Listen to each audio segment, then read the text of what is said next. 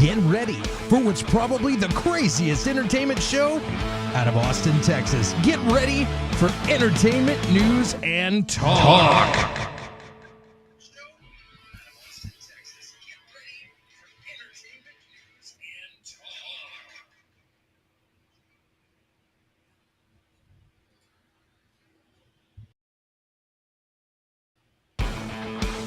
Get ready for what's probably the craziest news show on the internet. Everything news and talk. Hey, what's up, guys? It's Clint. I am back. Welcome to my channel, Clint Likes Everything. We are here for another episode of Everything News and Talk, where we talk about all of your favorite stuff. Movies, streaming, music, and news of the weird. Guys, we got a crazy show for you today. We're in the golden age of streaming right now, where we have all the best shows happening all at the same time, and we're going to talk about all those shows. But before we could do that, I need to introduce my team. All right, straight out of Houston, Texas, we got CB3 Curtis in the house. Curtis, how you doing? Thank you, guys. Right. Come on. Yeah, and also, I'm doing great, guys. Fantastic. Out of Austin, Texas, we've got Derek. Yeah. Woo, how you doing, Derek? Wonderful. All right. And let's get the whole gang. Also joining us on the show today, we have Cassie and Andor. And where the hell's Curtis? Where are you, Curtis? Where are you, Curtis? Boom, you're right there. All right, how you doing today? Cassian? He can say it all with one look. Just says it all with that look. Cassian? Okay, well, we'll move on then. Man, today's a crazy show. Before we get into it, guys, do me a favor. Hit the subscribe button. Give us a thumbs up. Guys, do us a favor. Give us a thumbs up if you can. And if you're enjoying this show, subscribe to the channel. If you hit that notification bell, we'll send you a reminder whenever we go on live or whenever we have a new video out. If you want to help support the channel, you can go to patreon.com/ClintLikesEverything. If you can't remember that, there's a link in the description. And lastly, if there's something you want us to talk about on the show, message me on social media. I'm the OG Clint Baker on all my socials, but you can find all this information in the description for this video. Anyway, let's get to it. All right, man, that was it. What an exciting start. We had a double intro and a blank screen. But we need to talk to the chat, man. We haven't said hello to the chat, and without them, what the hell are we even doing here? I love having you guys on the show with me, but there's nothing better than having our friends at home. So, guys, thank you for tuning in. As usual, 75% humidity, Bobby. It's too hot. All right. Holy smokes. Oh, Bobby says, hi, Derek.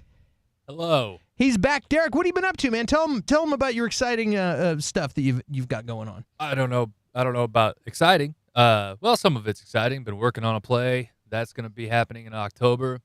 That is the bulk of it. And then just normal working every day, which is fun. I am mostly excited about Halloween because I got my costume mostly together. I'm going to be the Witcher, and I'm really excited to do that. That's super exciting. The Witcher's badass. Curtis, do you got any Halloween plans? Oh, I always have Halloween plans, but nothing specific this year. I'm not sure what I'm going to be yet, or the kids. I do have some quick news. What do you got?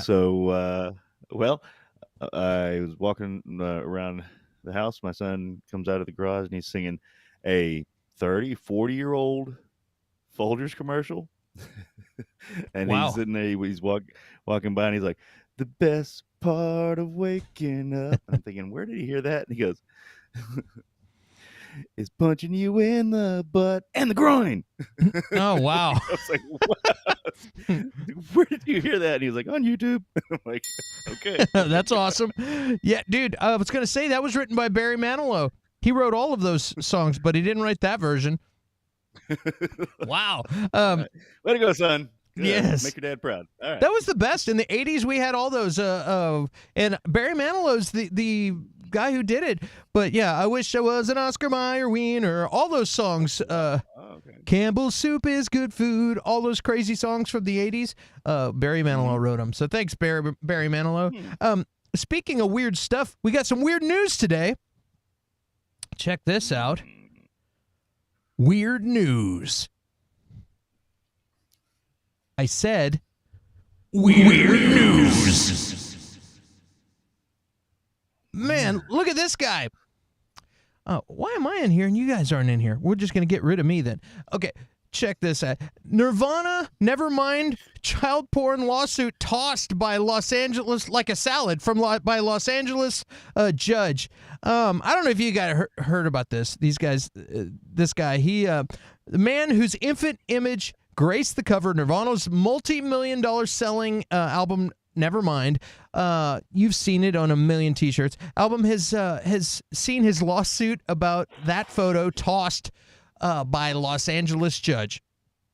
Spencer Elgin, age 31, claimed, God, I can't believe that record is 31 years old, claimed that his legal papers, that the shot of him swimming towards the dollar bill on a fish hook amounted to child porn. The U.S. District Judge that basically tossed this out. This is hilarious. He's suing Dave Grohl, Chris Novoselic, Kurt Cobain's estate, photographer Kirk Weddle. The album came out in 1991 and was one of the most iconic images ever. I'm going to go past all this. What it boils down to, Elgin filed 3 versions of this suit. This is the 4th time, and it's thrown out of court. It's thrown out, so it prevents him from being able to do this again. But let me get back to us. The photographer was friends with this guy's parents, and he basically paid him $200 to be in this photo in the Pasadena Aquatic Center pool for this iconic shot. What's hilarious about this to me is this guy's like, oh, if you were like, oh, this is traumatic, everybody knows it's me. But this guy has the album title, Nevermind, tattooed on his chest. And he also recreated this thing in 2016 for the album's 25th anniversary, and took a photo in the pool with no clothes on. So for money, of course, they paid him. So all this spells to me is money grab. He's like, I just need to grab some cash. I'm going to sue these people, and maybe they'll settle with me. I thought it was stupid before, but when you get to the end where you find out he has never, that's the only thing this guy's ever done is be in the Nirvana photo, and clearly he's shooting for a money grab. What do you guys think about this? This thing cracked me up. Curtis, what do you think? I think this should go in the news of the scummy pile, not news of the weird. This guy's obviously a scumbag. I mean, like, you could argue the child porn thing. I mean, but there's naked babies and all kind of stuff. It's not. But yeah, he's got the tattoo on. And then here's the thing. He said he suffered trauma because it was one of the most popular images in history. However, nobody's going to know that that's him, except when he goes, hey, this kid right here on the thing, that's me. That shows on the tattoo of himself as like, nobody's going to know that that's you, man. That's a baby. Like, like nobody's like, you know what? You kind of resemble that infantile creature that's swimming in that pool. No, nobody's going to do that. This is so stupid. And I'm very glad that it was thrown out. Oh, unless if only parts of him got bigger, then they're like, hey, you look familiar. Well, yeah. Hey, looks like you've got a baby penis. What's that penis up to? Derek, now? what do you think, man? Oh, you got another? Is that another song for us? That's another song that my son sings. Nice. No, it's another Barry Manilow original. No, he didn't suffer trauma. You don't get a tattoo. Like, there are kids that have suffered trauma, like Jake Lloyd as Anakin Skywalker. He suffered trauma and went nuts. But no, this guy 100% goes to bars, and anytime Nirvana plays, he's like, hey, you know that album? Nevermind. You know that baby? Guess what? Like 100%. Like, So yeah, he this puts is. he sees a hot chick and he puts it on the jukebox. He's like, okay, here we You go. ever heard Nirvana? You ever heard of it? I was in that band. Well, I was on the cover of that album. Yeah, I know this guy's That's me. ridiculous. Yeah, I just saw this. I was like, get the hell. I actually saw this. This popped up about 6 months ago, and then it kind of disappeared for a while, and it just surfaced again. And I go, I'd like to hear what the other guys think of this. I don't even know that that's weird news. It's weird that this guy would think that he could win this. You know what I mean? It's weird that there's a lawyer that didn't just say, dude, shut the. Well, I mean, is it weird? But that they didn't just say, dude, get the hell out of here. You know, I imagine they figured they could settle like, here, we'll just give you 10 grand, just go away or something. You know, but yeah, it's pretty funny. Oh, it's pretty funny. There was some what other news was it? This isn't weird news, but and I don't even have the graphic yet, but I'm about to get into the other stuff, but I remembered we're going to be covering as usual Star Wars, Marvel, DC, and some Lord of the Rings stuff. But we saw a story about Masters of the Universe talking about doing a movie. Is this already made, Curtis? You sent me this article earlier, and I figured we'll just talk about it for a second because it was. What did it say that that they're talking about? They've already made a Masters of the Universe movie that's along the lines of like Ragnarok as far as humor goes, or is this just in development, or what's going on? It's still in development so far. There's not a lot of news out about it, and that's the first one I had seen in a while. It's not finished yet, but yeah, the basically the article is saying it's going to be along the lines of Thor Ragnarok for style and feel and stuff like that. And they're of course the article didn't say copying Taika Waititi's style, Right. but that's what they're doing for this, and it just kind of bugged me. Besides the fact that I've got Taika Waititi fatigue. It's like you're not going to do Taika better than Taika does Taika, and it just I wanted a real. Besides the fact that it already bugs me, they picked Dancer to be He-Man, like this little guy Who? to be He-Man. Yeah, the Dancer. Kyle. Yeah, he's from. The only thing he's been in is I think West Side Story. He's one of the dancers in West Side Story. Okay. One of the main guys. I thought And his that's name the guy that they was picked. Dancer.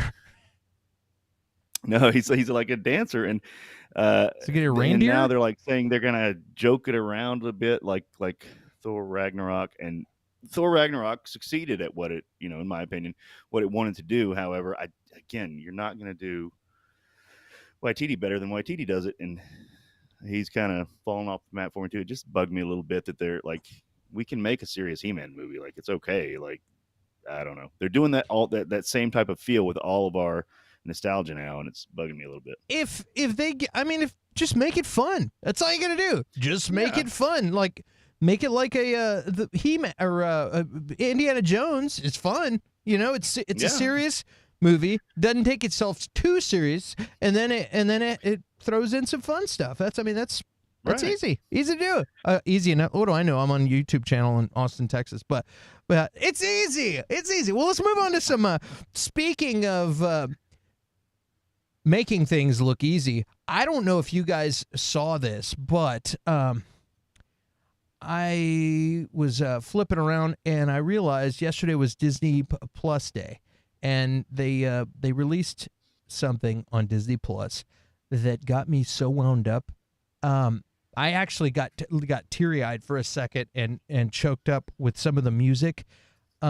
Fantastic, but Andor. We've been talking about Cassian Andor series. They made a series for Andor that's coming up very soon. And holy crap. It's right around the corner. Right around the corner. Andor. That's right. And I am super pumped. I can't tell you how pumped I am. I had to put this music over this graphic and just like roll around and just get excited. Like, it's holy cow. Oh boy. I can't tell you how excited I am for this. This show, there's a 10-minute long documentary about the show and about the making of, and just kind of giving you an idea what's going on, and they show a little bit of footage of the show. And holy cow, man. It's It's looks like I can't say it is because I haven't seen the show yet, but it sure feels like it's what I've always wanted out of Star Wars since the original Star Wars, since Empire Strikes Back. Like this looks like they're fine. It's not so much about. It's really not about being a Jedi or the Force at all. This is about the war between the rebellion and the Empire, and it just looks fantastic. And I feel like with all of the newer Star Wars stuff and the Force and the Skywalkers and people who end up being related to Palpatine and all these different weird things that come up, and then you have the nostalgia factor of seeing somebody 50 years later, and then you're like, I don't know about this movie. Like there's all these variables where it's weird to see somebody that you grew up with as a toddler and then see them at 70 years old reprising the character, and I'm glad that they did all that they did, and I've appreciated all of the Star Wars.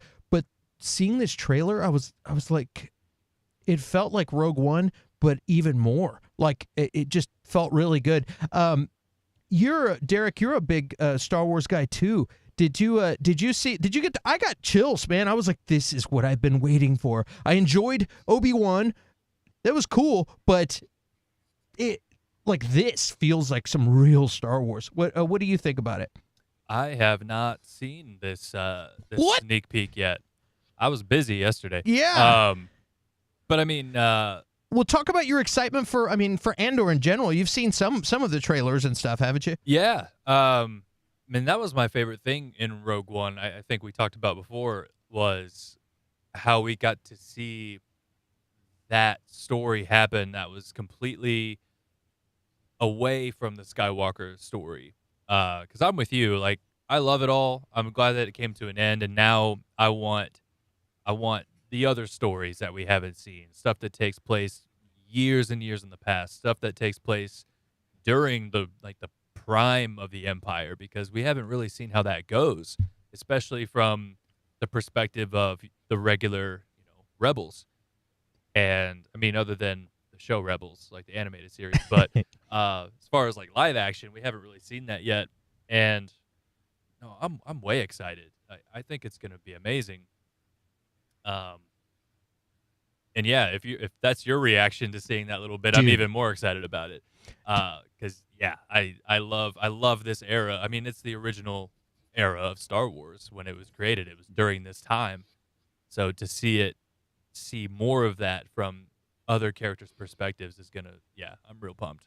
Dude, and I didn't realize it so much, but even seeing like on The Mandalorian when Bill Burr they go in undercover into that rebel base and stuff, seeing Bill Burr and start talking about the stuff that the rebel soldiers had to deal with and how they turn around and ended up sacrificing all these not rebels but Imperial soldiers, sacrificing these Imperial soldiers, and like seeing all that, it was like it's maybe because I'm older now, but it's like the feel of a war movie, and it's like, make no mistake, there's the word wars is in the title, and we've gotten so caught up with space sorcery that which is exciting. I love that too. You know what I mean? I think that's awesome. But this is another aspect of Star Wars that we don't get to see a lot of.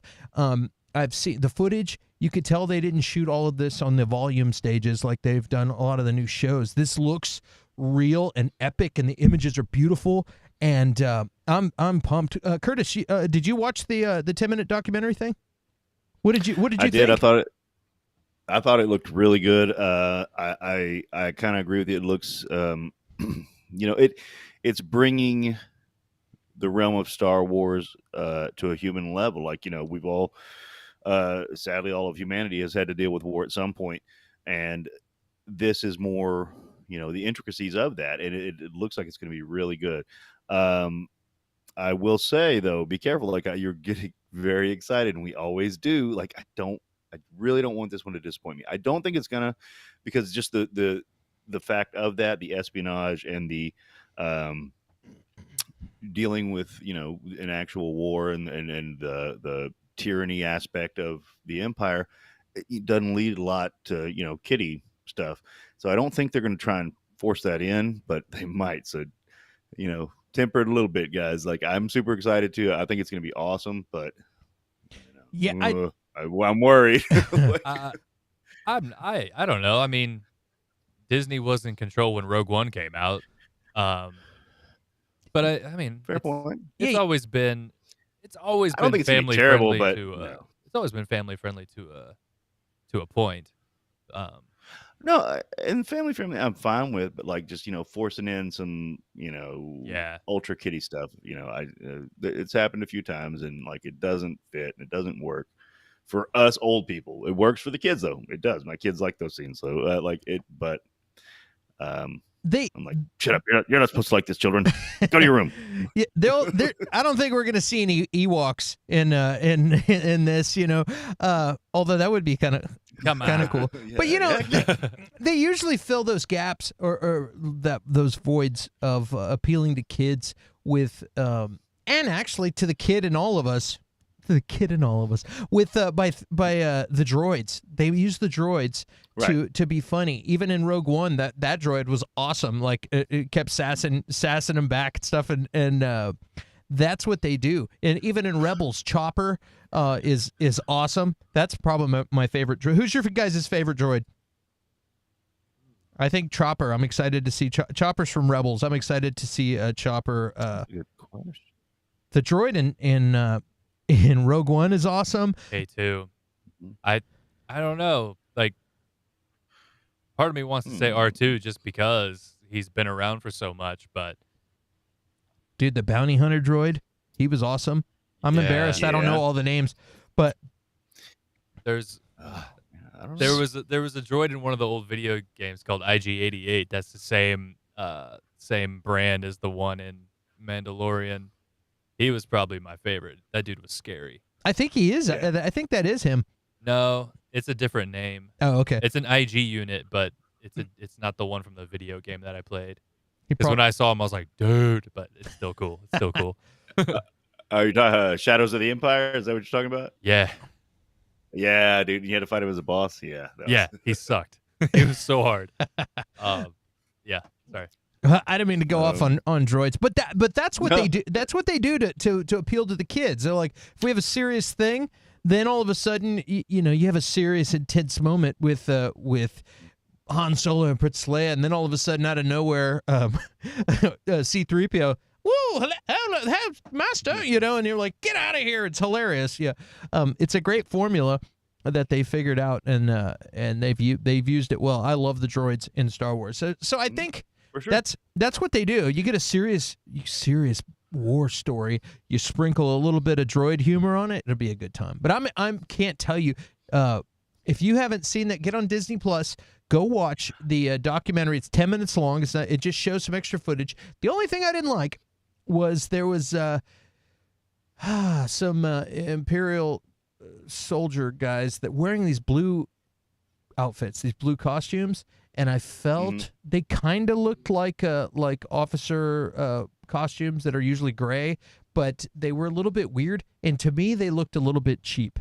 And made it had a feeling of like a TV show just from that. And but the visuals and everything else looked amazing. And man, thank goodness we're living in the future where you have just amazing visuals. Like all the TV shows look great now, which we'll talk more about on here in a minute. Curtis, what were you going to say?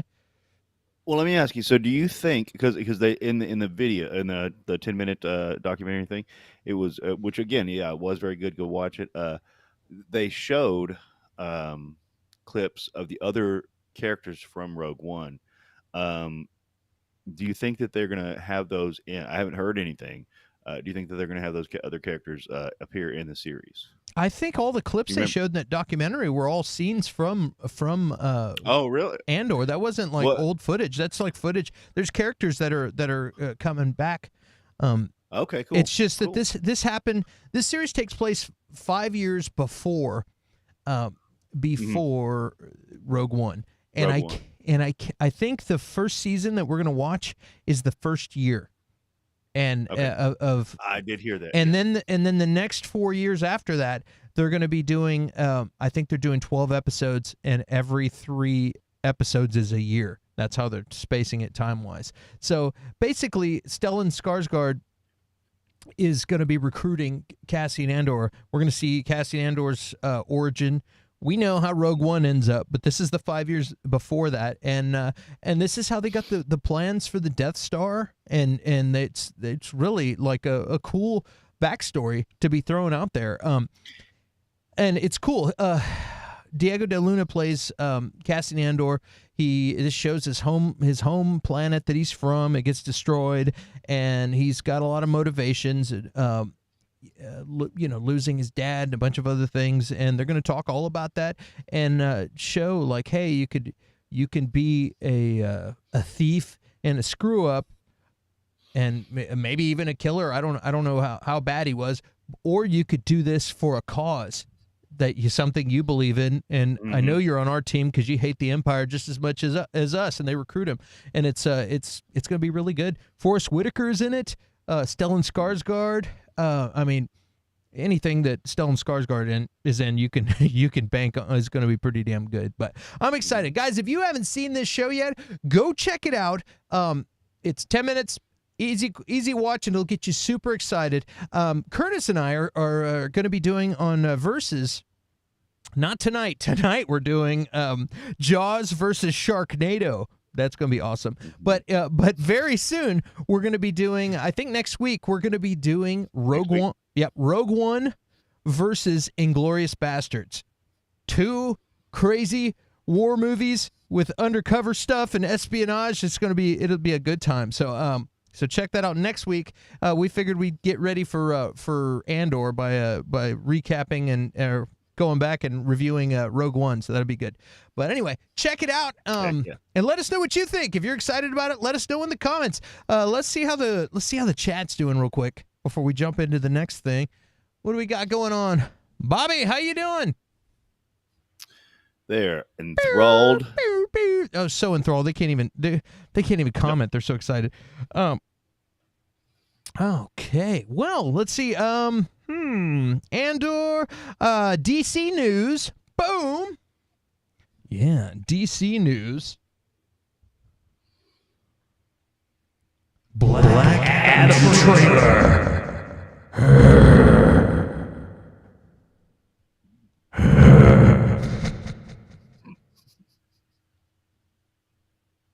I'm sorry, I got a hairball stuck in my throat. Dude, Black Adam trailer. This is exciting. During the Rams game last night, they released a new Black Adam trailer, which gave us a sneak peek at we don't even know what. What the hell is this about? I don't know. I saw the trailer, but I didn't get a lot out of the trailer. And one thing I did get is we saw Amanda Waller. So this is interesting. A little Amanda Waller action. But what's going on in this movie? All I know is that The Rock's kid died saving him, and he's got powers, and he's not scared to kill somebody. That's all we know about this movie, and we keep getting trailers, and we still don't know much about this movie, and it's kind of weird to me, and I feel like maybe there's going to be some kind of switcheroo, and they don't want to give away the plot, because you'd think you would give away some kind of plot to make us want to see the movie. So I think the first 5-10 minutes of this movie is him being angry and being a borderline bad guy, which is what we expect of Black Adam, to be like an anti-hero type of situation. And I think 80% of this movie, he's going to be a good guy. They're going to flip him. He might be on the edge of doing something bad, and then he might have like a flashback of his son or something and be like, you know what, I'm going to do the right thing. And from then the rest of the movie, there's going to be some kind of thing of him being a good guy and saving the world. Because they've in this trailer, they just made it look like the whole thing is like, I'm a bad guy, I'll kill anybody, sort of. I don't know. And there's going to be a serious shift in the power in the DC universe. I'm like, I don't know what you're talking about, but I kind of feel like Undertaker's going to be out any second. That's all I know. Well, Curtis, what do you think about this trailer? Did you get any? I always like seeing a little extra footage, and so we got a hair more, but I didn't get anything out of it. Did you absorb any information out of this, or any theories? What's up? Well, they show the villain. It's you can barely tell, but they did show the villain. It seems like it's going to be Sabak, um, and he's like Shazam villain and stuff like that. It, I probably I think it's going to be more like 50 to 60% where he's a bad guy because I think he's going to fight the Justice Society for a good while. Um, but the Amanda Waller thing really got me because they're obviously saying it's in this universe, and how are they gonna square that? There were rumors that Henry Cavill might be in the picture. There's no confirmation, obviously, um, but like it's a Superman level villain, and you got to say where's Superman? And this is the Justice Society. Well, where were they when the Justice League was forming and stuff? You already got the Justice Society. What do you need a Justice League for? I mean, of course, we want more teams if we can have more teams, but it just so that threw me for a loop because I thought it was at least for now separated from the DCEU, and they're kind of saying we're in there, and so it makes me happy, but it confuses me more. I don't know. It looks good. The only thing I am worried about is watching the trailer. I don't know if I'm gonna accept Black Adam as anybody other. Like here's the Rock. The Rock's doing his thing. He's being the Rock. Like it didn't. I don't know. I'm worried about that. Like not seeing him as anybody but the Rock jumping around doing stuff. So we'll see. But I mean, I'm actually kind of more excited for it after this trailer because I am a little more confused. But we'll see. What about you, Derek? Are you excited? Yeah. This is what I remember having a conversation, Curtis, about hiring actors to get big rather than hiring big guys to act. And that's the biggest reason for like my argument is because you have a hard time seeing the big guy as anyone but the big guy. But The Rock has a bigger personality than anybody in the world. Like that's what I mean. I'm seeing The Rock, not just. But it's always guy, him. It's always The Rock, though. Well, yeah, but fair enough. I mean, he does have acting skills. It's just not very. It's just not very diverse. He's not a chameleon, that's for sure. And he's just kind of been lazy with it recently too. Like he's just been like, I'm already famous enough. I'm just going to play myself. Yeah, that's what Kurt Russell and Clint Eastwood and every other guy, and Arnold Schwarzenegger. They're just like, yep, that's me. But no, I didn't see the trailer. I usually don't see trailers. I'll watch the first one, and like the teaser, and then maybe the first one. So I did not watch this one. I might still, especially if it's not giving anything away. But I'm into it, really. And like the whole thing that's been happening with Warner Brothers with them rearranging things, and clearly, in my opinion, it's clear. I could be wrong, but it seems like they're doing rewrites, they're doing reshoots, they're tweaking Shazam, they're tweaking Black Adam, and some of those movies, Aquaman, to like kind of rearrange the timeline that the old people were trying to mess with. And I don't know, maybe the vagueness of the trailer might have something to do with that. Maybe they're still piecing stuff together. I don't know. They're like, how do we get Ezra Miller out of this movie? We had this cameo that's important. How do we do this? Yeah, dude. Speaking of cameos, there's well, first of all, I like looked in the credits, and Amelia Harcourt is James Gunn's girlfriend or partner or wife. I don't like his partner. She's from the what's the TV show? Peacemaker series. Peacemaker. Yeah, she's fantastic in that, and she's going to be in this too. So I was like, oh, cool. That's cool that she's going to be in there. We got Viola Davis, and then I've heard all kinds of rumors, and I just looked up, and I was going to ask you, but then I'm like, oh, and look at this.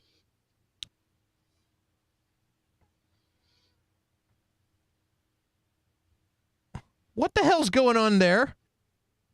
Oh, what? Where is it? Is that IMDb? It's not IMDb, but it's freaking. It's on Google. Just Google search. The Google Cast. I always have the cast of the show, and I'm like, what is going on with that? Why is he listed there? Yeah, so that's weird. Sorry, I had to break the illusion of this TV show with Cassie and Andor here, but that's I just saw that. I was like, I have to show this real fast. Cassie wanted to see it too. Yeah. No, Cassian, that's great. Oh, that's insane. my theory, it's a rumor or probably like post credit cameo. Probably not a big part in the movie. That's my guess. I agree. If he is I, there. I agree with you on that. I was thinking they might have. Well, I kind of figured maybe at the very last scene, the ending, the climax of the movie is after all this stuff happens, Superman shows up and it's a final battle for the last like 5 minutes of the movie. It's what I thought it was going to be. That would be basically the main event. But anyway, or a post credit scene would work too. By the way, I want Henry back. Well, however you do it, I don't care. Bring him back. Give me a Superman cameo and show me his face. all the scoopers out there have been saying that he's back. That Warner Brothers has whatever they give him a big pile of money, and he decided, you know what, you're not the same guys that annoyed me before. I'll do it. So I hope they're all right. One person will report this, and then everybody jumps on the wagon. You know what I mean? Like, oh, I need some clicks, so I'm going to report that too. But I hope that it's real. If Ben Affleck's willing to come back, for some more action, I imagine Henry would be too. Because Ben Affleck has said out loud often how much he wasn't interested. Henry Cavill's always just been kind of, yeah, I'll do it again if they ask me. Yeah, totally. I'll do it again if they ask me. I think the team of execs that they were having to work with, there was so much infighting or just basically people looking out for themselves and if you need 5 people to approve something, or one executive changes their mind and all that, we all know with the Snyder Cut and everything else, we've seen how weird the Warner Brothers executive situation was. And, what do we really know? We're out here in YouTube world, but it sure looked like a giant cluster. You know what I mean? So I think now we got DC answering to just Zaslav. They're trying to get a quarterback for DC, and hopefully it will pan out, which is what we've been saying for years. So we'll see how it goes. But with the way Phase 4 has been floundering now, and I have high hopes for Wakanda Forever and stuff like that. Like, man, if they do this right, this is just the perfect time for them to steal thunder. Like if they knock it out of the park with Black Adam, hopefully everything in the world goes right with Flash stuff. Like they can steal some thunder and like just get everybody excited about DC. Like I'm all about. I want them to battle. I want them to be competitors. Marvel thinks they're top of the world. I'm a Marvel fan, but I want to see that competition. I want to see a slugfest, and it's ripe for them to just go like, hey, comic book fans, here's a good movie, not some kind of joke, like, and like get people back into comic book movies, so I hope they kill it. And just like Bobby's killing the comments. Yeah.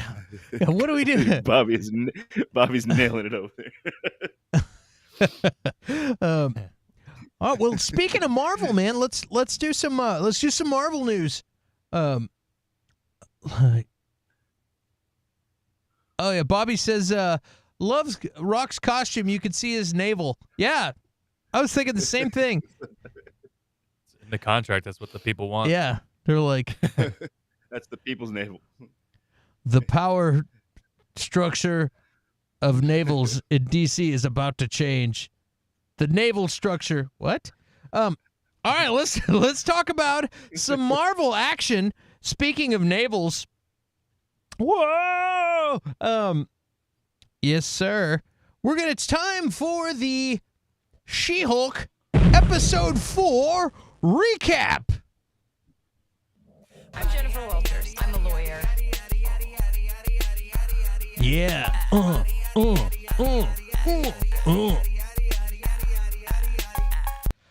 Oh, man. Holy cow. Another episode of She-Hulk, episode 4. What a crazy, crazy thing. Let's see here. I've got a list of questions, and we're going to go through these questions, and it'll be a quick review system that we're going to do here. And I'm doing it this way because I'm going to clip the answers and make them into a video that I'm going to release later. Yeah. So don't tell anybody. But yeah, this was a fun episode, man. in a nutshell, if you haven't seen it, your day's late. Go watch it. Magic guy, there's a magician at a magic shop, or not a magic shop, but a magic show in L.A. What's funny is I went to a magic show in L.A., kind of like this, and I wonder if this is based on that place that I went 20 years ago. It was a long time, but I went to visit some friends in L.A., Hollywood people, and they said, hey, you want to go see a magic show? We went and it did this. I'm pretty sure it's based, or might even be the same place. But anyway, there's a magician who had studied with Wong and learned a little bit of magic, but flunked out of basically magic school, and he still had his little ring thing, and he's poorly using some mystic arts basics in his magic shows and portaling people bad places. Wong gets pissed because they mess up the finale of or an important scene of Sopranos. He gets pissed, and then he hires Jennifer Walters to go put a cease and desist on this guy, and hilarity ensues. That's basically what this thing's about. Along with She-Hulk trying to do some dating and some other stuff, and this was a fun episode. This show, I feel like, is getting to a point now where it is what it is, and we've gotten through the origin story of She-Hulk. We've gotten through setting up the world of She-Hulk, and now this is what it's going to be. It's a silly show. It doesn't take itself seriously, and if people get butthurt about this show, it's just don't watch it, because it's a fun show. It's a little campier than I would like it to be, but you know what? Not everything is I almost said Falcon and Winter Soldier. I meant Captain America Winter Soldier. You know what I mean? Like, not everything's going to be a serious movie like that. And this movie is what it is. Kind of like Ant-Man. The way Ant-Man gets a little bit corny when you get some of his side friends and stuff like that. It gets a little bit corny. And what can be weird is trying to tie this show being in the same universe with some other more serious Marvel things. Like, it's annoying to me when I try and connect them together. Then I say this is kind of a joke show. I don't like it. But if I think about it as a solo thing, if I relate it to Winter Soldier, then it's kind of obnoxious. I'm like, this doesn't go well. This thing is corny. This wrecking crew is campy. They made a joke out of these guys. They did it on the other show with. We talked about this last week, but they did it on the other show with the Tracksuit Mafia, where they're just a little bit too corny on these TV shows. But you know what? It's fine. It's fine. At least I think it's fine. And I like what they're trying to do with this show. Not all the jokes land, I'll say. Sometimes I'm like, they're trying too hard, or there's something weird about this show that the jokes don't always land. But I do like how they make jokes about reality.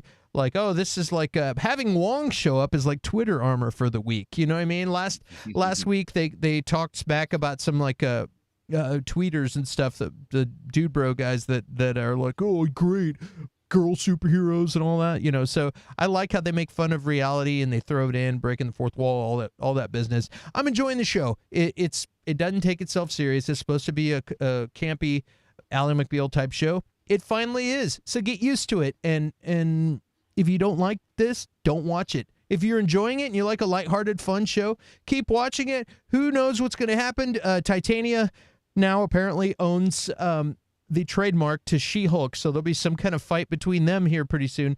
But I'm gonna go around and ask you guys, and we're gonna go through. So here, I'm gonna first of all, and I'll start with Derek. And first, I'm gonna say, here's the question: rate this episode from 1 to 10. Derek, what? Derek, what do you think? 7. All right. I'm going to go 7. I'm going to give this episode I'll give it a 7. That's a pretty solid move. I didn't like it as much as the last couple of episodes, but but it was good. It was entertaining, and Clint likes everything. I'm gonna go an 8 on this one because y'all both went 7. Because to me, it's getting to, like you said, if you don't like the feel, it's probably just not a show for you. That's fine. It's getting, in my opinion, more towards the feel of the comic with the comedy and stuff like that. So it's more along the lines of kind of what I wanted it to be. So I'm gonna go 8. Favorite part of this episode? We'll go with Curtis. What's your favorite part of this episode? My favorite part. I know. My favorite part was Donnie Blaze. I was a little annoyed because I thought it said Johnny Blaze. There were early clips and stuff, and it looked like it said Johnny Blaze, who is Ghost Rider. But then they made this. It ended up being this guy Donnie Blaze, who's the fake Wong musician. He's the best part of this show. He's amazing. He's like makes a rabbit appear, and he's like, "Hey, you know what? I also have a bird." Like, and walks out, like drops the mic and walks out. He is spectacular. Watch it just for him. Derek, what's your favorite part of this episode? Probably the look of disgust on Wong's face when Madison showed up and started talking about Sopranos and just like, you ruined it. Donnie Blaze is gonna pay for this. I like that bit. My favorite part of this episode, I think, is Madison on the stand. Like, she's so oblivious as to like just reality, and it's hilarious. She just like, yeah, but not what you think. And like, I watched her throughout the episode, and she reminds me of some people I know in real life, and but that so many people. Yeah, that judge was not having it and was just like, oh God, to be in court. Anybody's ever been in court, to see her being Madison in court, that was my favorite part. All right. What didn't you like about this episode? And we'll go with Derek. That stupid man who left the morning after without eating breakfast, like, never mind. Still a beautiful lady who's going to wake up and make me breakfast. Not good enough. Man, I hope he got hit by a truck on the way out. Anyway. Curtis. What I didn't like about this episode, and it's just common among, chick flicks or something like that, is when they're at the bar and the guy walks up and he asks them if they want drinks. And now he's cheesy. Don't get me wrong. He's kind of cheesy, but he's not this ugly guy, and he's not like, offensive or anything like that. He offers to buy them drinks and stuff, and they're just like, no, thank you. They're polite to him, but once he leaves, they're like, oh my God, he's so gross. You don't have to date guys like that. And it's like, he was just like, what was wrong with that guy? Like, I hate when they do that. It's like, he gave it a shot. He tried to hit on you. It didn't work. Like, you could be like, oh, well, not my type. But like, they were like, oh, he was disgusting. You don't have to. I hate when they do that. Like, it's like, oh my God, somebody's hitting on me. Oh, you're disgusting. Whatever. But so yeah, I hate when they do that, and it stood out very strongly in this episode. I hated the magic guy. The magician was a total chode. Oh my God. I hated the magician. He was a total chode in the magic show, and like he just got under my skin. Like, I didn't like anything about the guy. The guy was super annoying. So yeah, that the whole magic show and I couldn't stand the dude. Oh boy. He deserves his own spin-off series. Yeah, totally. Who was your favorite character this week? Curtis. Donnie Blaze, baby. Donnie Blaze was my favorite character. He was so awesome. He had his own hype man, and he's one of the only person that I know of that he can say one of his balls was in Wong's mouth. So like, he just nailed it. Like, Donnie Blaze is the man.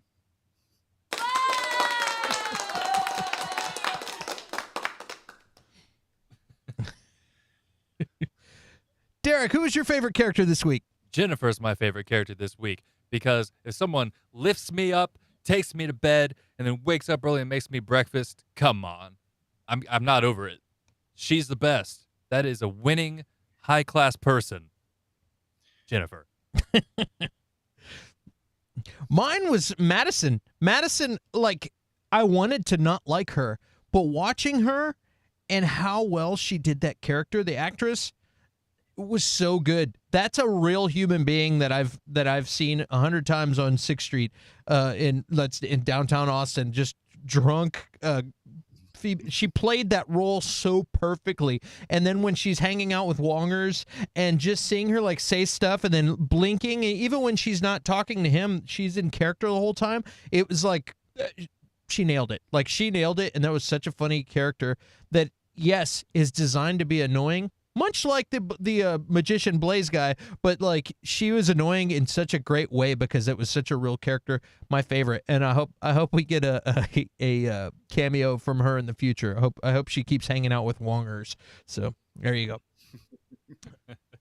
All right. The what the WTF moment of the week.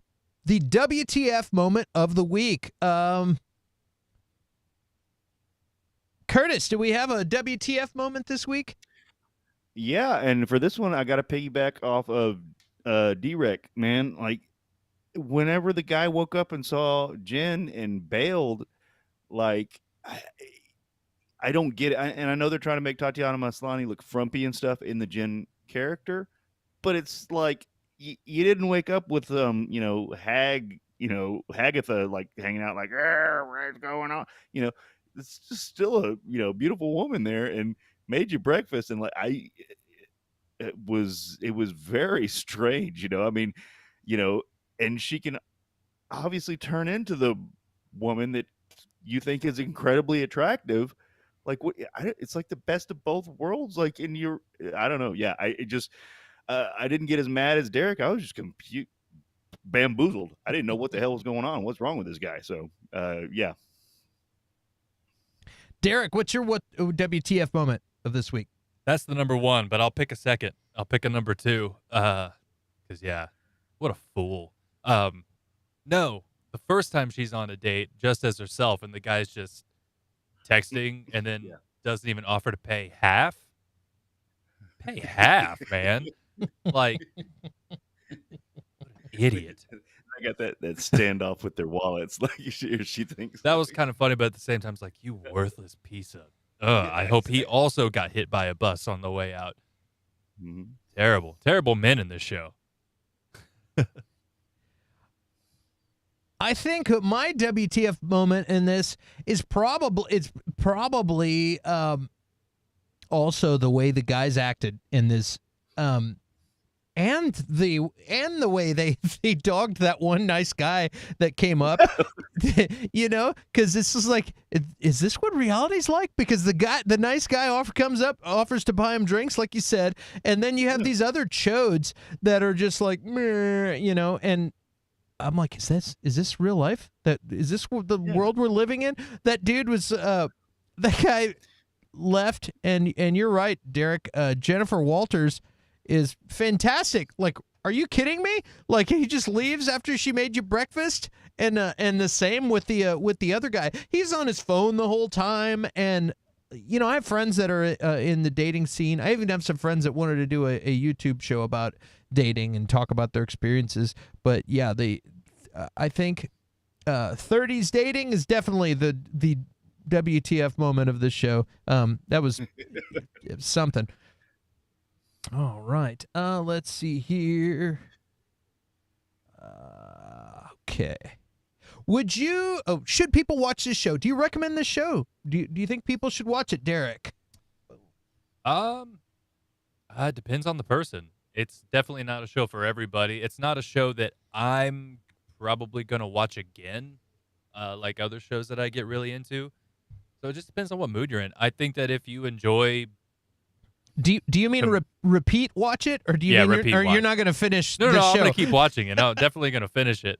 But normally when it's a show I really love, I will rewatch like I can't tell you how many times I've watched both seasons of The Witcher, but I would recommend this as if just a fun comedic superhero show. If you just want something fun to put on that's short, because I don't think any episode's been over 40 minutes.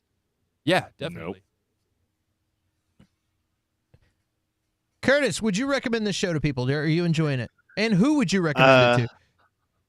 I would recommend it to anybody. Give it a watch. And honestly, I would say if you want a good feel for the show, maybe watch this episode because I think this is how it's going to be again. Like this, this leads more to the comedy of the show. Like one of my favorite parts was whenever they text her, "You have no new matches," and she's like, "Why would they make a notification for that?" Like just the comedy is there.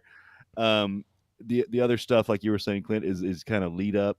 So maybe watch this episode for a newbie or something like that, and just give it a shot. Like get over it. She-Hulk's been around since before some people were born that are saying all this like Hulk stealing crap, and like it's gonna be funny. I would rewatch it because I think there's a lot more subtle comedy that I'm not missing because I'm looking for cameos or something like that. But it's still too short. I would definitely recommend this. I would also recommend this to somebody like if your girlfriend never wants to watch your comic book movies or TV shows, have her watch this. She might enjoy it. Not to say that most of my girl friends don't already watch Marvel stuff, but this kind of branches kind of what would be considered like Sex in the City, Ally McBeal, like chick shows. Into guy shows. This kind of takes care of everybody, and I've been having a good time with this show. I enjoy the banter between Jennifer Walters and her paralegal. They're great, and there's just a lot of, if you really pay attention to the show, there's a lot of subtle things that I rewatched this show, and I picked up stuff the second time that I didn't even pick up the first time. There's a lot of fun, just under the radar deadpan jokes thrown in all throughout. So it's a fun show. Check it out. I would definitely say check it out. All right. And that's a very good point, Clint. She-Hulk was what got my wife into comic books. Say that again? No, I was just going to say, that's a very good point. I'm a big comic book nerd, but reading She-Hulk with my wife is what got her into comic books as well. So now she's all about it, and it's made life very easy for me. So thank you, She-Hulk. Yes, thank you, She-Hulk. What's next for She-Hulk? Do you have any theories, Curtis? Do you have any theories of what they're going to do next or where this is going? Not after this episode necessarily. Like we had the Donnie Blaze thing, or Johnny Blaze thing ended up being Donnie Blaze. The Thunderbolts thing kind of fizzled.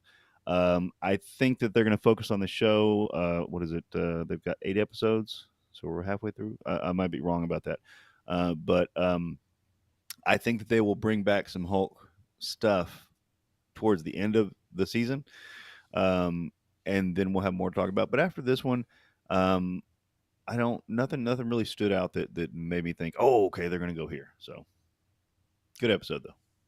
Yeah, I enjoyed it. Derek, you got any theories, or what do you think is going to happen with this show? Well, I don't have any solid ones, but I think they just released a teaser that showed more Daredevil. So I don't know if he's supposed to pop up soon. And I don't know. Well, the thing is that Daredevil's New York. So I don't know why he would go to the West Coast for any reason. Unless she really needs a lawyer or something. But then, like, why would he be there as Daredevil? I don't know. What were you going to say? Oh, I was gonna say he goes for he'll go for cases and stuff in the show because it's like he'll be representing somebody and he's got to go out there for legal stuff. So does he do that in the comics? Basically Matt Murdock has to go. Well, I don't know. She's in the comics. I think she's in New York too.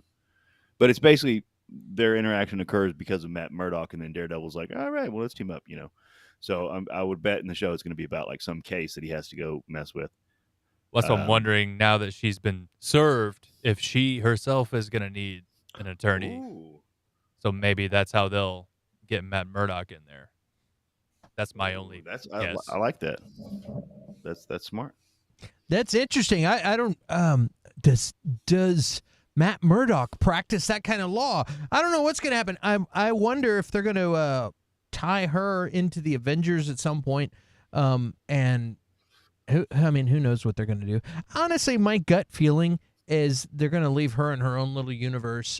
Like you probably see her in Secret Wars or something down the line in the future. Secret Wars, Yeah, or maybe in Avengers she'll show up. I don't know. But she's going to do her little Ally McBeal thing, and there'll be some fun, campy cameos maybe, and characters that they're supposed to have a Frogman thing happening, and I think we can pretty much trust this show to be fun, and I don't really want to think too far into the future. I just want to enjoy it from week to week. So there you go. All right. Well, cool. What a good time. What a good show. What are you guys you are right, Bobby. Magic Castle is the show that or is the place that I went to when I went to LA. Magic Castle. That's the place. Cool. And as an outro to that little thing, we got to see this again. I'm Jennifer Walters. I'm a lawyer. Yeah.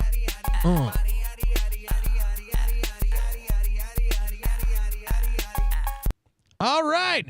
Now, up next, we have a little House of the Dragon. Bum bum bum bum bum bum bum bum bum. Just kidding. All right. Man, we're going to do the same format, gang. Same thing. This show was fun, man. I watched this show. I was laying down, and by the end of the show, I was practically standing on my bed.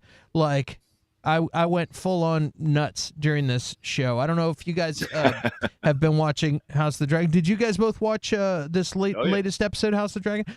I had a great time, and I love how this show is unfolding. I love how every episode you get to know the characters a little bit more, and the king,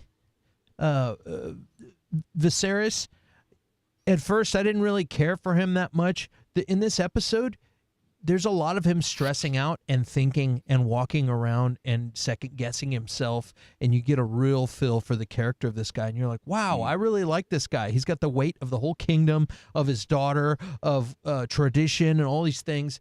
He named his daughter the heir of the throne, and then he's got a new son. So now all of the traditional folks, which is pretty much everybody, expects, he's probably going to have his firstborn son. That's got to be his heir to the throne. But he said on the memory of his old lost wife that he's going to keep his daughter as his heir, which is interesting. There's all kinds of fun stuff. They go out on a hunting trip with the whole court, goes out and they do this. And it was a fun episode. You got his daughter is upset, takes off into the forest, ends up killing a boar with her bare hands and all kinds of craziness. And then at the end, you have a battle scene where you have Daemon out there, and it gets crazy. So like Corlys and Daemon at the end up at this they've been in this fight for years with the Crab King and Crab Keeper, I can't remember, and it gets nuts at the end. So finally the king decides, you know what, due to a little bit of influence from his wife, he says, you know what, we have to do something, so let's I'm going to send some people out there to help. And Daemon Targaryen, they've been fighting for years in this thing. And then he gets word that his brother's going to come bail him out of this thing, and he's like, screw that, because, where the hell have you been for the last 2 years, and you're going to steal my thunder? F that. So he loses his cookies and freaks out and goes and ends up basically single-handedly almost ending this conflict. And it was a really exciting episode. Anytime you have one guy by himself, walking into the middle of a hand-to-hand combat sword fight by himself, surrendering, and then just kidding and going in and taking everybody out. It was just the amount of heroics. Badassery. Badassery is a good way to put it. To one, inspire his team, everybody behind him, seeing him go out, and then they jump in. But it also drew out the people that were hiding in caves, drew them out. And then, of course, you morons, this guy's got dragons. What are you thinking? Guy's got dragons. So we're gonna go. That's basically what happened in this episode. It was a really fun episode, but I'm gonna go just like the last one. We're gonna rate this and do the same question. So rate this episode 1 out of 10. For me, I'm going to go first. For me, this episode was a 10. I loved this whole thing. 10. Awesome. Derek. I'm going to say 8.5 or 9. There's a lot of characters in this show that I still don't care about, but I think the show is solid and the story is good and the acting is great. But I'm looking at some of these characters and I'm just like, I'm not connecting with you yet. So 8.5. 8.5. All right. Curtis, what do you got? I'm going to go 9. I don't feel the same way about the characters, although maybe if I think about it, I don't know. We could explore that further. But I'm going to go 9 because we'll talk about it in a minute. There was a couple issues I had, but honestly, it was great episode. What a fantastic episode. All right. What is your favorite part about this episode? We'll start with Derek. What was your favorite part? I don't know. Man, it's a bittersweet thing because I hate Damon. Ever since he cheated at the joust, I'm like, screw this guy, kill him. That made me so mad. I don't like Damon at all. But him charging in single-handedly, fighting everybody was really cool. That was a fun action sequence. So I'm going to go with that, even though I hate Damon. All right.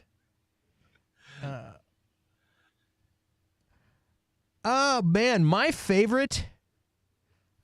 Again, well, there's two really good. I'm going to save the other one for the WTF moment. So I'll say at the end when Damon goes and he goes in there and just starts kicking everybody's ass. And I went from I was maybe 10 minutes from dozing. I was sleepy, but I enjoyed the show. It wasn't putting me to sleep, but as soon as this scene kicked in, I was, like I said, I was standing on my bed. I was like, "What? Yes!" And I was super excited. So that's my pick, the finale ending. Curtis, what's your favorite part? My favorite part was Rhaenyra killing the boar, and then subsequently coming back to the hunting grounds covered in blood with this boar. Again, I felt in the last episode when she showed up on her dragon against Damon, she was like going, "I'm the fucking heir. I'm the heir." And then this time too, when they go hunting, which we'll talk about in a minute, and she's the only one that actually hunts anything and successfully. Like she's like, "I'm the heir. I'm gonna rule this shit. So get ready." Yeah, that was my second. I almost chose that one. I concur. All right. What didn't you like about this episode, Curtis? To me, as awesome as the Damon sequence was, it seemed convenient. I don't think they gave it enough time to breathe. They should have been talking about now. To be fair, they did a time jump at the beginning of this episode of about 2 years, but.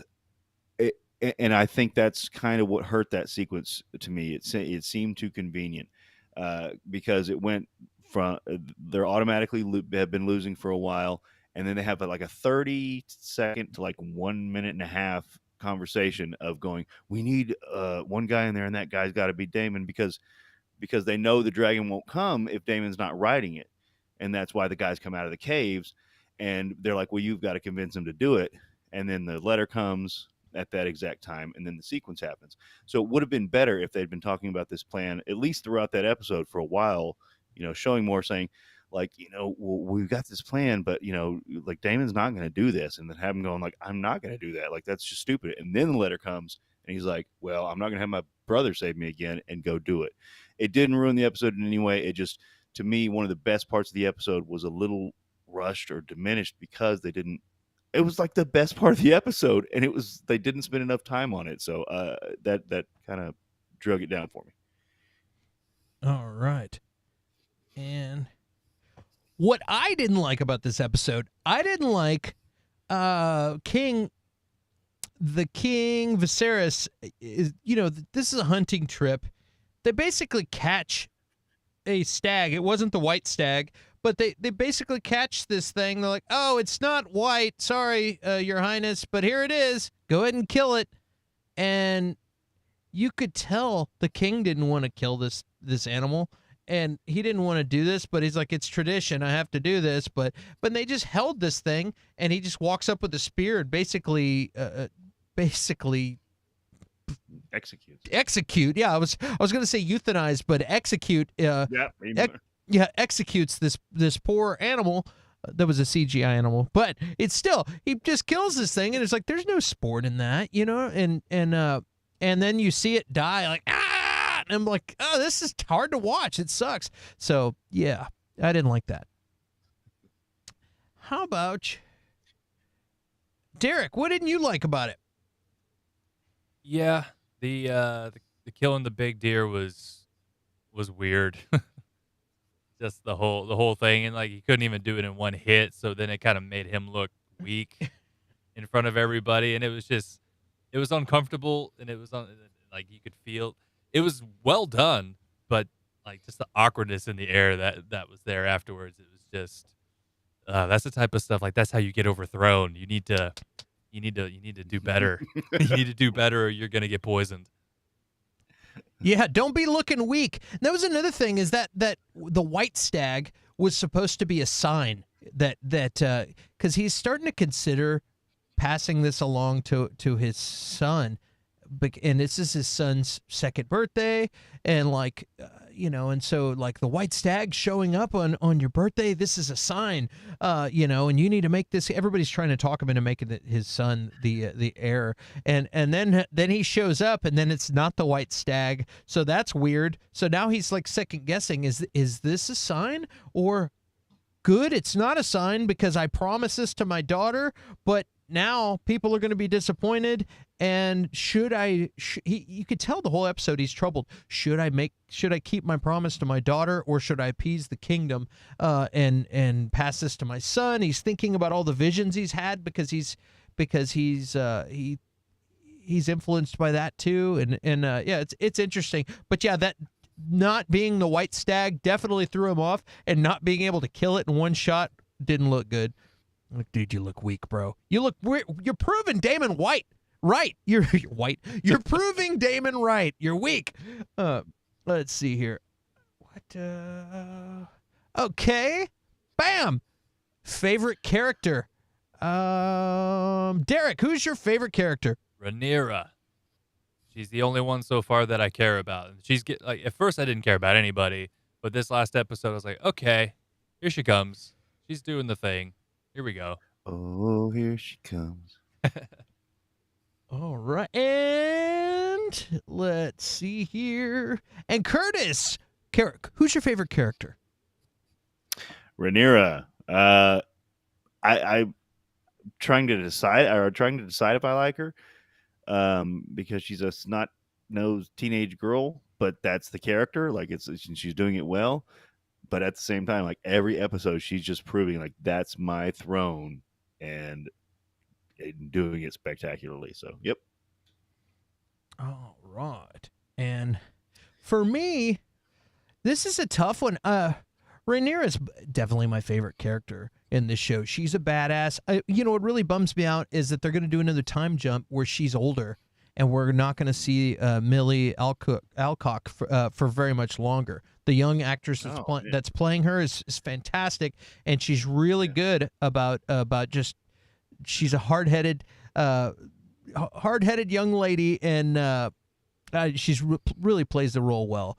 So I'm looking forward to what's going to come after this, but I'm not looking forward to not seeing her because she's done such a good job. And you're right, dude. Like the part where she drags the boar into the camp and with blood all over her is just fantastic. And also seeing her flip and her night chaperone who's hanging out, he gets knocked over and then jumps up, and just the nick of time he kills this boar. So they think it's dead, and it jumps up, and she doesn't hesitate. She just goes into kill mode and is just like violently kills this thing, and that shows the real.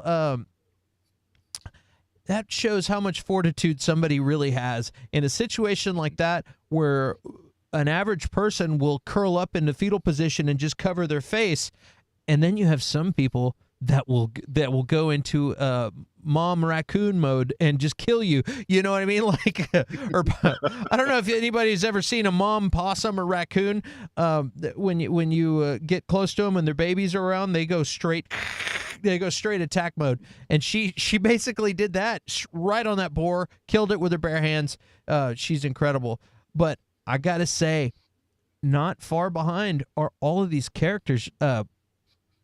It's really hard to pick when you take her out of the equation because she's got a lot of charisma. Otto Hightower is fantastic. He's really good at that character. The new wife of the king plays that role very well. Matt Smith is killing it in this role. Like that's an awesome character because he's a hard-headed, arrogant guy, but underneath, there is good in him too. Where it's not like he's just a plain bad guy. It's a lot of great characters. I gotta hats off to these guys for this show and how it's going, because it's almost hard to pick. If Rhaenyra, played by Millie Alcock, wasn't just so outstanding, it would be really hard to pick the best character. So, I agree. The WTF moment of the week, Derek. I was expecting a fight scene between the Crab King and Daemon, but then he just walked out with half a body, and I was like, oh, okay, it's done. I didn't think we were going to wrap this up at the end of this episode. I thought this was like the beginning of something bigger. Nope. Just brought him out. He dead. It's gone. I was like, okay, moving on. Nice. Curtis, WTF moment of the episode. It's kind of parrot of what y'all said earlier, but it was the king with the stag for me. I thought he would be like, even if it was a white stag and they had it tied up, I'd be like, this is not for my son. Like, my son's not going to get this, like, I'm going to go hunt this thing and actually kill it and have more honor than that. But whatever. But it made the king seem, again, very weak in my eyes. And especially once, the Game of Thrones guy died hunting, all drunk and hunting, like the king from that one. So yeah, it didn't go over well. It was bad. I think my WTF moment is gonna still go back to the boar. When she killed that boar, I was like, what? And I rewound it and watched it like 3 times. I didn't see that coming, and I thought it was all done with, and they were going to go back to camp, and I did not see her brutally killing that thing. That's true. Yeah. Honorable mention was, I think the name Lady Redwine or something wine, said something about was complaining about the battle, and she kind of just casually said, "Oh, what have you done for the realm besides eat cake?" And I was like, "Whoa, what did she just tell that lady?" And I stopped and rewound and listened. I had to put the captions, closed captions on to see what she said because it was all really fast. I had to rewind that like several times. Me too. I was like, what? Wait, what did she say? Sounded like a burn. Yeah, she totally burned her. Oh, that was a burn. Nice. You need some burn She's cream, like, lady? Hashtag air. Boom. Mic drop. All right. Should people watch this show? Derek, do you recommend this show to people? Yeah, I do. Especially now, I don't know. I know so many people that just don't like Game of Thrones or don't care about Game of Thrones. I've just got so many people from both sides of the spectrum. So just like with She-Hulk, I'm like, I already can think of people that I know won't like this show, so I'm not gonna recommend it to them. But yeah, I recommend this show if you're just into, as long as you are okay with violence and the occasional nudity and the blood and all that. Absolutely. It's real fun. I will absolutely recommend this show. If you like violence, nudity, incest, murder, blood, magic, dragons, like, go watch this show. If you like the original Game of Thrones and you're thrown off and you think, oh, I didn't like the way the last season went, and so I'm just not going to even watch this. I don't have any interest. They ruined it for me. And like, this is like OG Game of Thrones. If you enjoyed Game of Thrones for several seasons, you're going to enjoy this show. It's a lot of fun. If you can't handle the red wedding, then don't watch this show. But if you love that about Game of Thrones, watch this show. You will not be disappointed. So far, it's been great. As long as they keep doing it the way they're doing it, it's going to be fantastic. Curtis, do you recommend this show? I absolutely recommend this show. It is very good. I am not someone who has finished Game of Thrones. I started watching it, and I would say from that point of view, you can start watching this show without seeing Game of Thrones, and it might even be better to watch this first. I don't know, but you don't. It's not like you have to see all of Game of Thrones to understand this show by any means. It's a prequel. It's a great show. The human drama is there. Even though it does have dragons. So again, there's going to be some people, like Derek was saying, there's going to be some people who just aren't into it because it's fantasy and stuff to a degree. But a lot of the show is human politics, human drama, and yes, glorious bloody violence. That's the only thing I have. People that have disliked the show are people that don't like that kind of stuff that I've spoken to. And they're like, I just can't watch it. And I mean, fair enough. I'm nothing against them. Like, that's your thing. But that's really the only negative that I've heard about people that have actually watched the show. All right. Well said, man. Yeah, I love the show. I'm having a great time. I look forward to when I realize it's the day of the week that this show's on.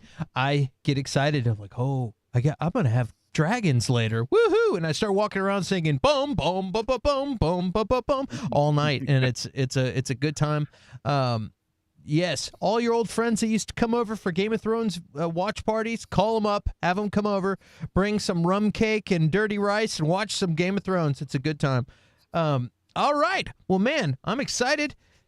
And let's talk about some other stuff. But real quick, let's check in with the chat, see how they're doing. All right. How we doing, gang? We're going to fire a horn off just to wake you guys up. Yeah. If you've been watching, let me get to this screen right here. Boom. Guys, if you've been watching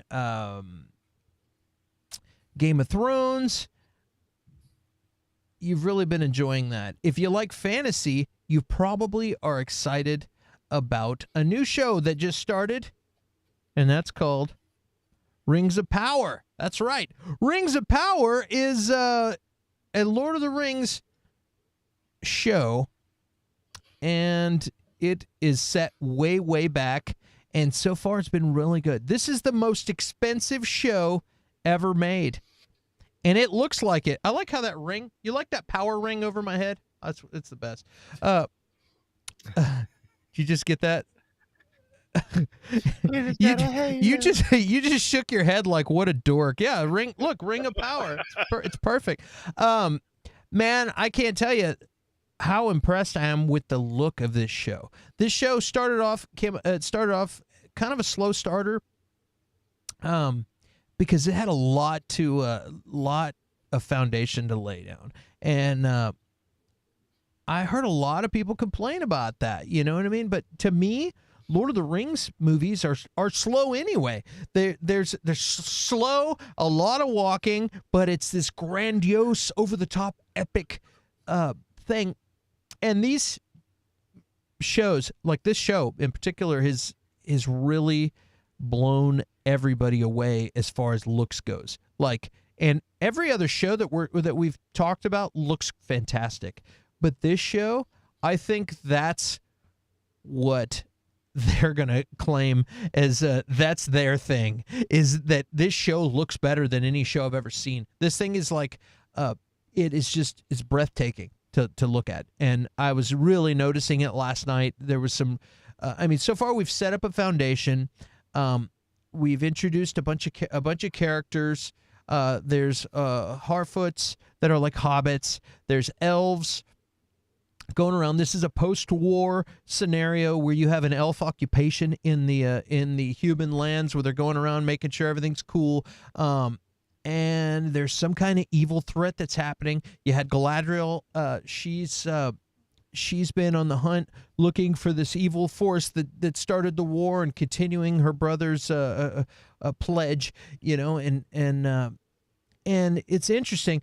Galadriel has been really intense for the first couple of episodes, and we're finally seeing them crack her shell a little bit, where you're getting a little bit of her personality. And I think that was lacking in the first 2 episodes. And now I'm like, cool, because I really want to like this character. I really want to like her, and they made it kind of tough in the beginning. But I think that's what this show's going to be all about. On one hand, with one of the storylines is just really getting to like her, and I'm glad we're finally getting closer to seeing what the hell this show's about, because the show started and I was like, okay, well, what's going on? Okay, we know who all the people are. We're seeing all this stuff along the way. Everything is beautiful, but what the hell is the story? And we're lucky on this show that we don't have the She-Hulk problem. The She-Hulk episodes are only 30 minutes long, and you're like, man, they're rushing the story along. They're not rushing anything. It's a slow burn, but it's enjoyable slow burn. Like I said, everything is beautiful. What do you guys just? I guess let's follow the format we've been doing. How about that? Real quick, short answer. Are you guys liking this show? And also, before I get into that, I want to say I don't think it's fair people keep comparing this show to Game of Thrones, because this show is something different and it's a different feel. Yes, they're both fantasy, but it's just a different feel of a show. And also, Game of Thrones has had time to get way into the story. It's been a building a foundation for that show too, but they're like well into it. So when you watch an episode of Game of Thrones right now, you know what's going on. When you watch an episode like the next day of Rings of Power, you're still figuring out the show. So you're like, man, this show is just not doing anything. Well, yeah, it just started. It's like, it's not a fair race, because you have an impression where you're like trying to judge 2 shows that aren't in the same. They're not in the third lap, both of them. One's in the first lap and one's in the third lap. You know what I mean? So it's like, Curtis, what are you making that face for? They both had 3 episodes now, so they're both about an hour long. Yeah. So well, one started first. Yeah, they gave us. It did. No, but they did 2 episodes in 1 week. You know what I mean? That's what I'm saying. And they so also didn't. Both at 3. Yeah, but they also didn't tell the story. This is describing a whole like situation, and that's my. They're both prequels. Yeah, that's my argument for this show, is that it's like you do. That is my complaint about this show, is that you don't really know what's going on yet. I feel like we should at this point. But let's get with our grading system, and I'll just say this: 1 to 10. What did you think of this last episode? I'll start. I'll give an 8. it was finally good. You finally saw some action, and you finally saw some characters actually do something. And we've had a lot of characters like introductions, but nothing's happened. And that's the. What do you think, Derek? 9. Yeah. Ooh. All right. You I enjoyed gotta this hear more about episode? that. Yeah. All right. And how about you, Curtis? I'd give it a 7.5. Give it a 75. It was passing. I'm still not sure yet, though. So we'll talk about that in a minute. All right. Well, let's do that. What was Derek? What was your favorite part of this episode? I liked seeing the orcs. Like I liked getting a real good look at those orcs. I thought the prosthetics were really good. The makeup was fantastic, and I liked watching the elves fight. Like when they were trying to fight back. Yeah, that was cool. That's some cool moves. The only thing that, well, we can get into what bugged me about that here in a minute. But no, it's finally. So I knew this was gonna take a while, and even like in the first episode when they started introducing all of the people all over the world, I was like, oh, okay, this is the type of story we're telling. Yep. Because I thought it was just Galadriel. I didn't think it was gonna be these elves and these people and these humans. So like once that happened, I'm like, okay, yeah, now this is definitely gonna take a minute. So I'm good with all of that because we got to know who these people are, or we're not going to care about them. So What's funny is Game of Thrones used to be like that. They would be, over here with this house for an episode, or and then they'd bounce over here to this house for an episode, and now they're just dealing with one family on Game of Thrones. But again, this isn't about Game of Thrones. This is about Rings of Power. Curtis, what was your favorite part of this episode? My favorite part, although I did enjoy the elf fighting, that was pretty cool. I don't like a favorite part.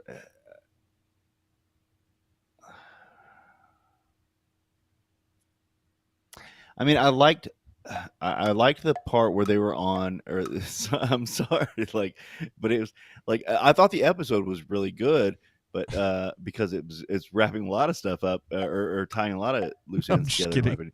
I know, but you're right. But like it just I enjoyed. So I enjoyed how they were on the Normor, the Atlantis city, basically, and she confirms her things, and that's again you were saying is making her more relatable character because not everybody's against her all the time, but like it's confirming her stuff, and she's like it's making it make sense. So these people are finally waking up like yeah the evil's still out there. So. Yeah, my favorite. Man, what's my favorite part? I think what's the guy that saved Galadriel from drowning? That guy, Halbrand. Yeah, he. There's a point where he's bumbling around, and you're like, is this guy some kind of like con artist? Is he's just street savvy or whatever? And he ends up in an alley where he's about to get beat up by these guys, and like you're like, he's gonna. He looks like a. Not a real tough guy, more like a fast talker that talks his way out of situations and all that, and he's really about to get in trouble, and they hit him, and then he just gets up and beats the hell out of everyone, and I was like, oh, this guy's a badass, like, okay, and then they reveal that he's like got king blood or something, and I'm like, of course, this guy's a badass. This is exactly the guy that would lead an army to victory and save a kingdom. So anyway, once that happened, I was like, "Oh snap!" and I got excited. So the whole, please don't do this. Like you think he's begging, and Yeah. he's like, no, he just doesn't. Like if you do this, you're gonna get hurt, and I don't want to hurt you. It was basically a Hulk speech. It was a Hulk speech. Yeah, like, exactly. Please don't make me angry. You wouldn't like me when I'm angry. Yeah, he totally destroyed them. Oh boy. Well, let's see. What didn't you like about this episode? What didn't you, Derek? The orcs released singular beast to attack the elves. And what do the elves do? Attack it one at a time and allow themselves to get eaten one at a time. There's 13, I don't know how many of them, though. There's at least 6 of you. Kill the beast at the same time. Together. So many of you died for no reason. I hate it when that happens. I hate it when that happens in shows. Just kill the beast. Anyway, I didn't like that part at all. What didn't you like, Curtis? Well, I had something different. I was going to say I'm in the same boat as Derek is with House of the Dragon. I really don't care about any of these characters yet, although they're starting to get, it's starting to, they're starting to ingratiate themselves towards me. But they already showed they had this badass chain fighting, and like it was so cool.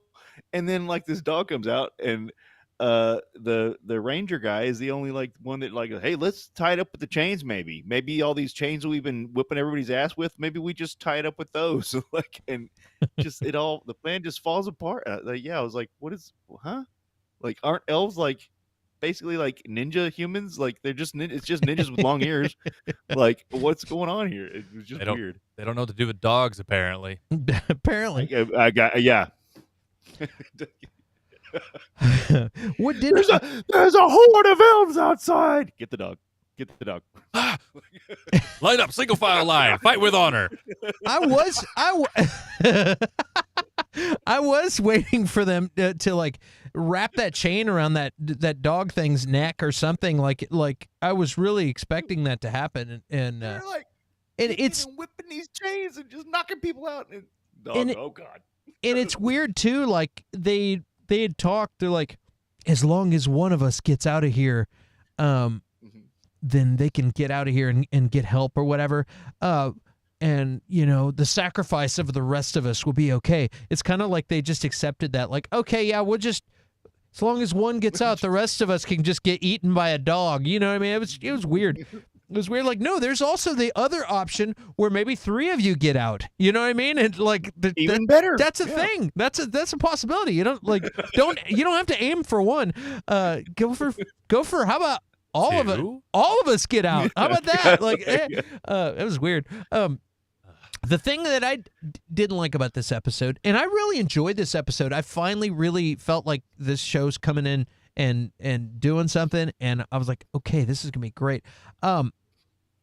What I didn't like about this episode was, like I said, this is one of the most beautiful filmed things that I've ever seen. It's breathtaking. There's such really cool shots, and I feel like these guys spent $900 million making this movie or this TV series, streaming series. $900 million they spent making this show, and you could see it, but I feel like they just stretched this out and don't have a story. Like you could edit it say it's 10 episodes, like edit this thing down to like 8 episodes and take out some of this stuff, because there's so many. There's a shot where they end up on Galadriel's on a horse, and it stopped. It went into slow motion. This wasn't just slow motion. This was like slow motion. You could see the hair on the horse moving. Like, I mean, it was so slow, like super, super slow motion, and it was a breathtaking shot. But with that, I just felt like they spent a lot of time showing you check out how beautiful we made this show. And like, I think they needed to condense that down a little bit. Like, save that for a montage or something. You know what I mean? Like, which I guess maybe that was a travel montage. Maybe I'm just dumb. But I don't know. But I just felt they weren't walking. But there was a lot of wasted time. I felt like things with the Harfoots and a lot of wasted time. And I think they just, with their huge budget, got a lot of footage made and didn't want to waste it. And Maybe give us 45-minute episodes. No, because I like hour-long episodes. But do you know what I'm saying? Am I crazy, or does it feel like there's like there's no meat in the sandwich? There's a lot of lettuce and Pickles and toppings onions and five and, slices of cheese, and I'm like, where's the meat? The actual storytelling. There's a lot of beautiful shots, but there's no actual storytelling where anything happens story-wise with the actors. They're definitely. It feels as though they're definitely focusing more on characterization, which I'm good with. I understand it's not as fun, but eventually, when it starts to get stressful, we're actually going to care that this character is about to die. We're actually going to care that bad things are about to happen to these people because we spent so much time with them. That's what I think they're going for. And also style. There's a lot of directors out there that love, I mean, Zack Snyder is one of those. He loves to do that slow motion, that beautiful imagery. But no, I know that part with the horse. You know what I'm talking about? Yeah. It was good, and then she's still smiling. Yeah. We're still there. And I'm like, wow. It's like I get what they were going for. It's like we wanted to see, Galadriel's finally out of her shell, finally like smiling, having a good time. We see that she loves to ride horses. Like we're learning something here, which is important. But yeah, it could have been a 10-second shot instead of a 30-second shot. And they kind of did that. They're like, she's like, wait, you said ride, right? Like we get to ride horses, like so that's cool that she had fun, and that's what I mean. Like you did get a feel for her, the crack in her shell a little bit, like, and we're gonna get a little taste of something that makes us like this character that already showed she's a badass. Okay, you're a fearless leader, heroic fearless leader. You're an awesome fighter. They gave you just enough to show you how badass she is. But I want to like her, and I don't love her yet. You know what I mean? And I want to like other shows like Game of Thrones. That little princess. She's got so much character and spunk that you just like her, even though she's a snot-nosed brat. You know what I mean? Like you like her. She's got charisma. I want to see more of Galadriel's charisma, not just her walking. Yeah, and that's like that. They could have shown that scene better, honestly, after they ride, like show them full speed riding the horses, and then her going, hey, like we got to give you some apples and blah blah blah, and pet and brushing the horses or something, being like, and show her love of horses with that, and you get more of a character for it, and it's actually doing something. I like, and here's how I compare it to. We've had 3 hours of this show.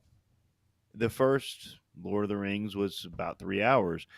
I felt more connected to those characters after 3 hours, and there were several different storylines going on in the, maybe not in the first one, definitely in the sequels, but regardless, like I felt more connected to that, and I do. I agree, Derek. Like they're getting you to care about these characters, but after 3 hours, I still really don't. I don't care about Nori. I don't care about the guy who fell from the sky. Like I want to see a resolution to that story. But it's like if somebody just jumped in with like Time Cop just jumped in with a machine gun and shot Nori, I'd be like, oh snap! Like I wouldn't be like, oh Nori died. Like, I'd be like, yeah, I'd be like, that was amazing. I'm still annoyed we haven't had a little more engagement with the guy who fell out of the sky. Like, why don't we should know a little bit more about that? You know what I mean? Like, man, I guess it's going to pay off. They did have a little bit of I guess it's just a super slow burn. That's slow burn. If it's a slow burn after, because that's the thing, we got 5 episodes left. Slow burn now is okay, but if it's like slow burn and the whole thing leads up to season 2, I'm gonna be pissed off. I'm gonna be mad, and I'm gonna be like, like if it's a slow burn and then like it hits and something actually happens in these next 5 episodes, okay, that's different. But like if it's like this is not episode, this is not a 2.5 hour, 3 hour movie of a trilogy. This is 9 hours of my life. How many episodes are going to be on this? Is it? I think it's 9. 9? No. There's 5 more, so it's 8. I'm sorry. Yeah. I have a feeling now that Galadriel knows what's going on, because she's already, hot-headed and very impatient. Like, okay, now I know, and now we got to get going. I'm done messing around. Mm-hmm. I like Galadriel. Yeah, I like her too. I want to like her more. You know what I mean? Like, I want to right off the bat, and I loved Kate Blanchett's character. I love anything she does, but like I like the idea of this is a young her, and I want to see her be awesome. And I'm just like, get me like. Nothing's happened. We've just been walking and traveling the whole time. It's fucking Lord of the Rings. Why is Sailing. it just all They've about been walking? sailing. Why and sailing and riding horses? Next will be wagons, and then there'll be rollerblading, and then there'll be skiing. Come on, I want to see some action. Thank God they had the orcs and the elves getting killed by a dog scene. You know what I mean? Like, Right. and the one thing was Hallbrand in the alley. I'm like, finally some action. Like I'm ready for the fast paced classical music to kick in and people be jumping off of rooftops and sword fighting and give me a chase scene or something. Like, come on. And that's what I mean. Like, that's what kind of bugs me too is with the whole dog thing. You got Legolas sliding down an elephant and shooting 5 arrows at the same time and blah blah blah. And it's like, well, he's an elf, he can do that. And then like, yeah, this dog comes up, and they're like, oh my god.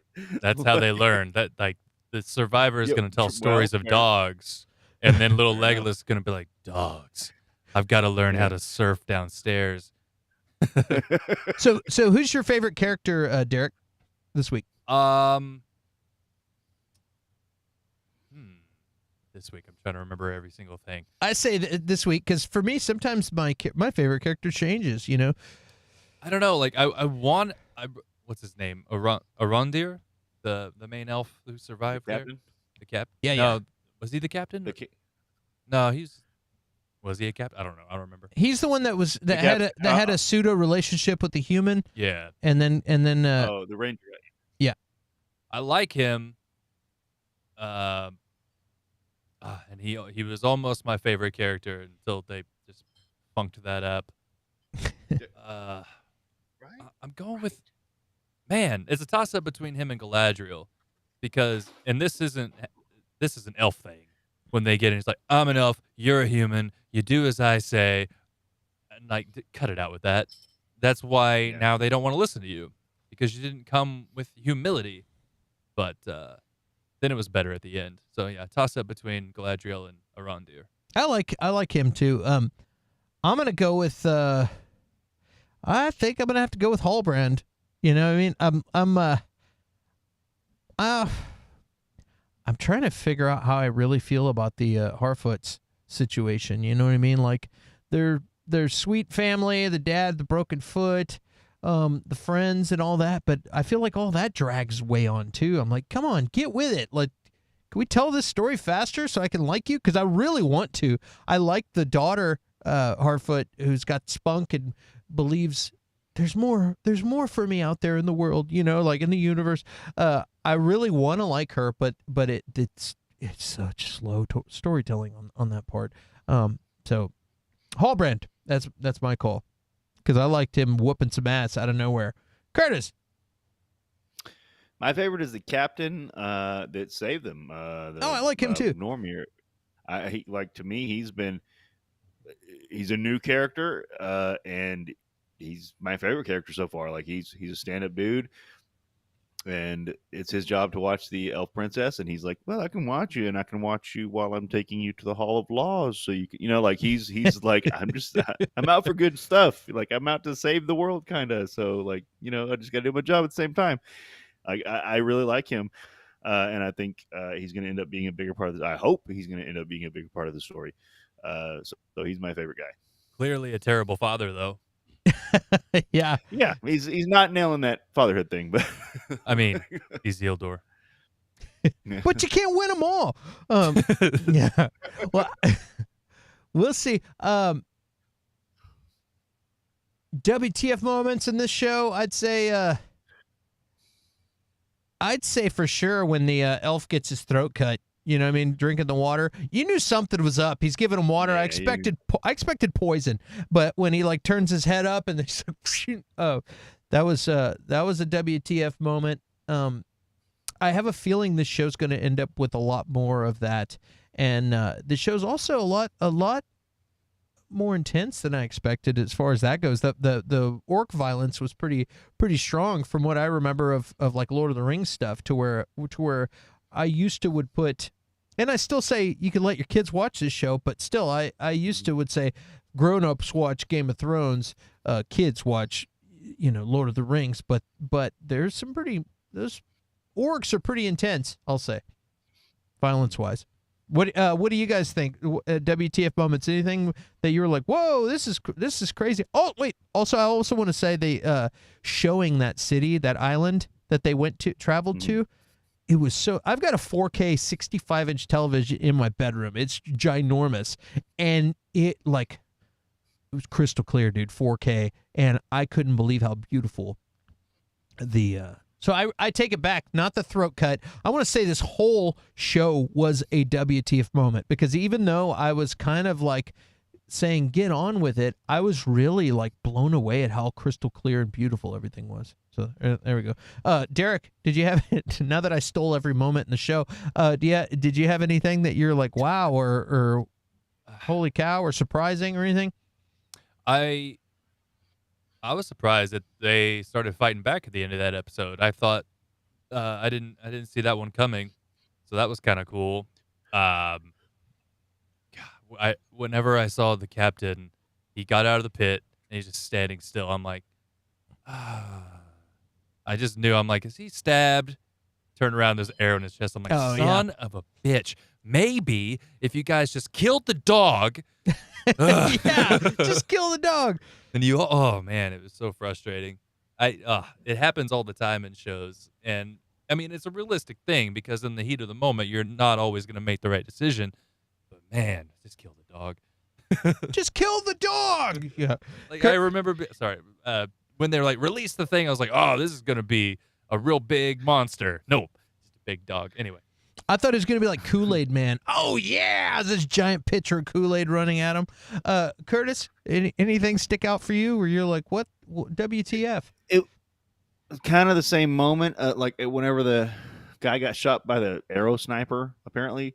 Was he not freed? Why didn't he just go running, and just run the opposite way? He just sat there, and I was like, that's just a bad move, man.